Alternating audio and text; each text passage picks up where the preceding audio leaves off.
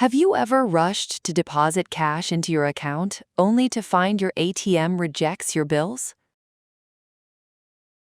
If you are planning to use a UnionBank machine, you need to know that not all machines are built the same. While traditional ATMs only handle withdrawals, UnionBank features specialized cash deposit machines that let you feed bills directly for instant account crediting. When you approach the machine, look closely at the screen and hardware. You can use your ATM card or opt for a cardless deposit by entering your 12-digit account number manually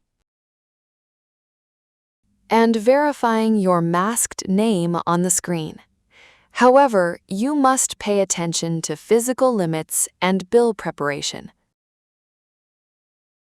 The machine accepts batches of up to 200 bills, restricted to 100, 200, 500, and 1,000 peso denominations. To prevent rejection, ensure your bills are flat, crisp, and neatly aligned without folds, tears, or paper clips. Keeping these simple rules in mind ensures your cash hits your account instantly without any stressful machine errors.